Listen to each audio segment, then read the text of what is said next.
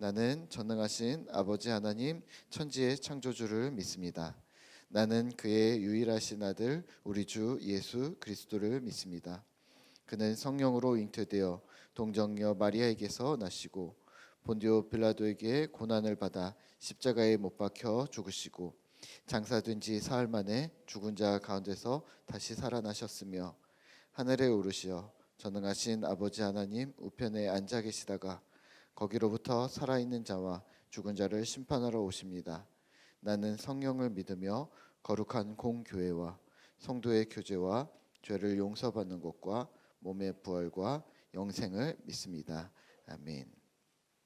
교회 소식 전해드리겠습니다. 오늘은 그 성금요일이고 우리 새벽기도 5번째 날입니다. 이번 주 주일에는요 부활주일이고요. 부활주일에는 식사가 있습니다. 그리고 식사 후에는 우리 퀴즈 액트에서는요 성경 퀴즈 대회가 있습니다. 그래서 준비를 해주시면 감사하겠고요. 그리고 공동체 성경 읽기도 오늘로 마지막 날을 진행을 합니다. 자, 오늘 함께 읽을 성경 말씀은요 마가복음 15장입니다. 마가복음 15장 16절에서 32절 말씀입니다. 마가복음 15장 16절에서 32절 말씀입니다. 우리 한 절씩 교독하도록 하겠습니다. 15장 16절에서 32절 말씀입니다. 제가 한 절, 여러분들이 한 절 읽겠습니다. 군인들이 예수를 끌고 브라이도리온이라는 뜰 안으로 들어가서 온 군대를 모으고 예수에게 자색 옷을 입히고 가시관을 엮어 씌우고 격리하여 이르되 유대인의 왕이여 평안할지어다 하고 갈대로 그의 머리를 치며 침을 뱉으며 꿇어 절하더라. 희롱을 다한 후 자색 옷을 벗기고 도로 그의 옷을 입히고 십자가에 못 박으려고 끌고 나가니라. 시몬이 시골로부터 와서 지나가는데 그들이 그를 억지로 같이 가게 하여 예수의 십자가를 지우고 예수를 끌고 골고다라 하는 곳, 번역하면 해골의 곳에 이르러 모략을 탄 포도주를 주었으나 예수께서 받지 아니하시니라. 십자가에 못 박고 그 옷을 나눌새 누가 어느 것을 가질까 하여 제비를 뽑더라.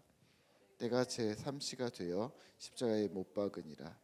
그 위에 있는 죄패에 유대인의 왕이라 썼고 강도 둘을 예수와 함께 십자가에 못 박으니 하나는 그의 우편에 하나는 좌편에 있더라. 지나가는 자들은 자기 머리를 흔들며 예수를 모욕하여 이르되 아하 성전을 헐고 사흘에 짓는다는 자여 내가 너를 구원하여 십자가에서 내려오라 하고 그와 같이 대제사장들도 서기관들과 함께 희롱하며 서로 말하되 그가 남은 구원하였을 때 자기는 구원할 수 없도다. 이스라엘의 왕 그리스도가 지금 십자가에서 내려와 우리가 보고 믿게 할지어다 하며 함께 십자가에 못 박힌 자들도 예수를 욕하더라. 아멘. 오늘 함께 묵상할 주제는 희롱입니다. 오늘은 고난주간 새벽기도 우리 마지막 날입니다. 한 주간 수고하셨고요.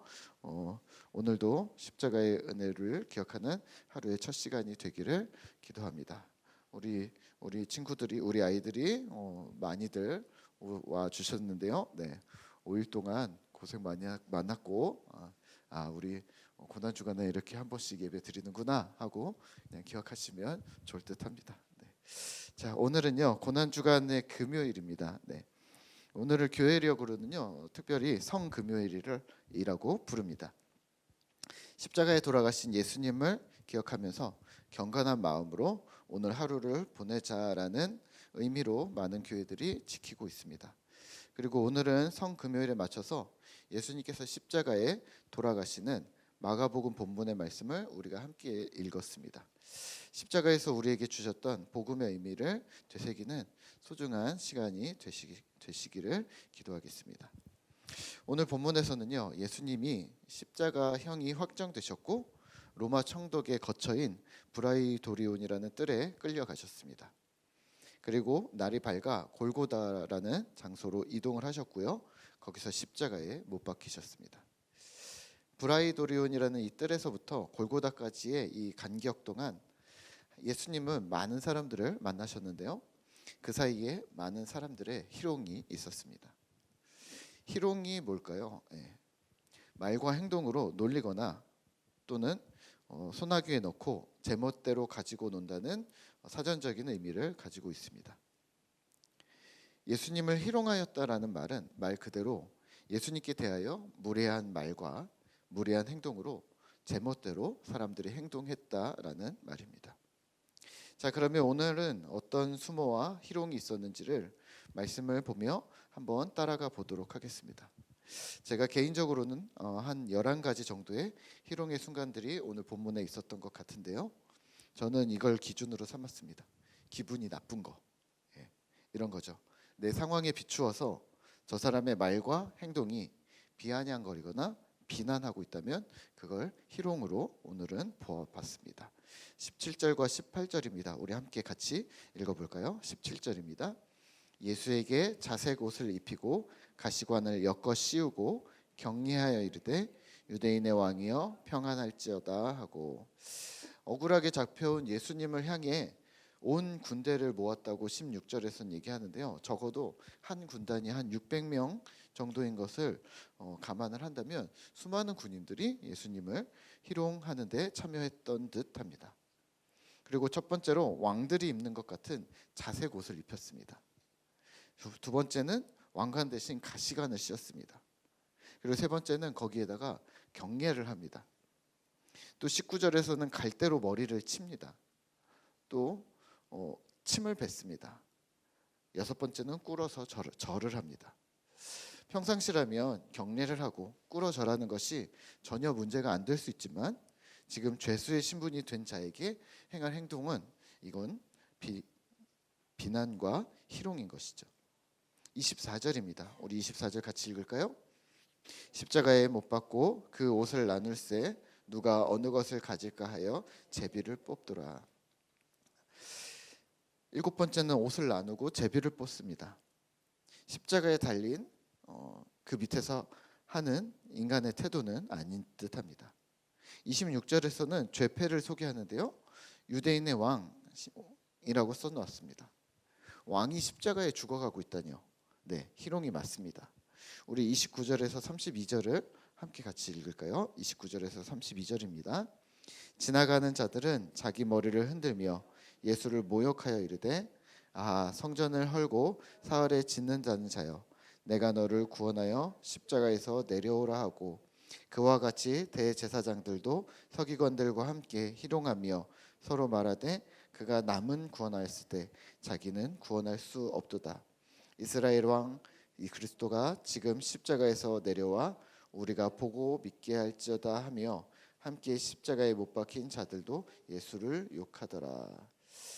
아홉 번째는 지나가는 자들이 머리를 흔듭니다. 넌 안 돼. 뭐 이런 뜻이기도 하는데 유대 사회에서도 이것은 비아냥의 느낌입니다. 그리고 이들은 이렇게 말했습니다. 십자가에서 내려오라. 열 번째는 대제사장들과 서기관들도 함께 희롱합니다. 지금 내려오라. 그리고 곁에 함께 못 박힌 자들도 예수를 욕합니다. 예수님은요, 바로 오늘 금요일이잖아요. 그러니까 시간적으로 바로 어젯밤에 혼자가 되셨습니다. 그리고 30분도 안 되는 시간에 제자들이 순식간에 사라졌습니다. 그리고 예수님 자신은 종교 지도자들에게 끌려갑니다. 그리고 밀실 재판이 속행이 되었고요. 헤롯과 빌라도를 오가며 희롱을 당했습니다. 결국 로마 총독 빌라도의 법정에 섰지만 전례대로 풀어주는 회집에서 많은 사람들이 자신을 선택하지 않고 바라바를 놓아주라고 언성을 높입니다. 그리고 십자가에 못 박히십니다. 12제자, 그러니까 수족과 같이 함께 지냈던 이 제자들이 사라지고 따르던 무리들이 돌변하고 또 군정부터 십자가 도상까지 고문을 포함한 희롱과 조롱, 비아냥거림이 집중해서 쏟아지고 있는데 바로 지금 현재의 우리 시간이라고 보시면 되는 거죠. 이게 모두 어젯밤부터 오늘 아침 9시까지 일어나는 일입니다. 그 어느 누구도 예수님을 향해 인정을 베풀지 않았고 모두가 돌아섰습니다. 바로 하룻밤 사이의 말입니다. 질문 하나 드릴까요? 예수님은 왜 이런 희롱을 받으신 걸까요? 그냥 희롱이나 고통, 어떤 재판 과정 이런 것들을 좀 뛰어넘고 그냥 스킵하고 바로 예수님이 십자가만 지시면 안 되었던 걸까요? 예수님은 이 땅에 살아계실 때 하나님 나라에 대해서 가르치셨습니다. 말로 가르치셨던 것이죠. 그리고 말이 아닌 이제 예수님의 행동은 사랑과 정의였습니다. 병자와 낙심한 자, 또 무시받고 천대받는 자들을 사랑하시고 고쳐주셨습니다.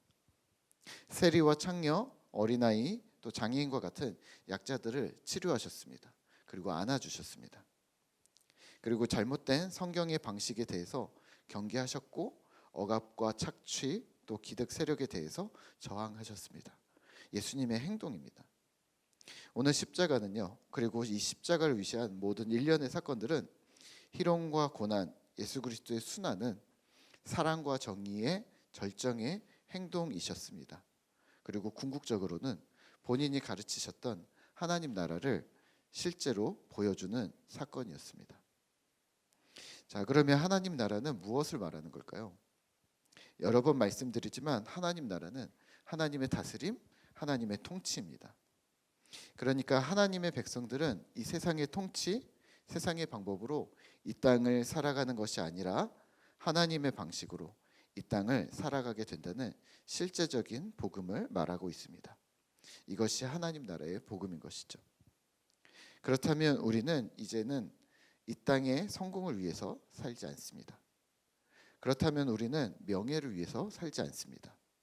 하나님 백성인 우리는 하나님의 기준으로 살아가는 백성이라는 말입니다. 하나님 기준으로 살아간다는 말이 무엇일까요? 오늘은 이 아침에 우리는 두 가지만 기억을 하시죠. 첫 번째는 말씀입니다. 우리가 고린도전서 10번 읽기를 하고 있는데요. 말씀을 읽고 묵상하는 것입니다. 신앙생활을 오래 한 우리의 약점은 뭐냐면 하나님의 뜻을 다 안다고 생각하는 겁니다. 실제로는 잘 모르면서 또는 교회 용어만 가져다가 붙이면 그게 하나님의 뜻이라고 말합니다.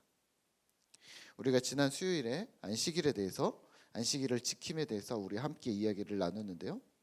안식일을 왜 지키는가? 하나님 뜻이다 라고만 하면 되는가?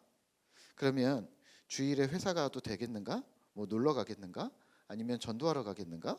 어려운 이유 섬기러 가겠는가? 하고 물으면 아마도 잘 모르겠다고 할 겁니다.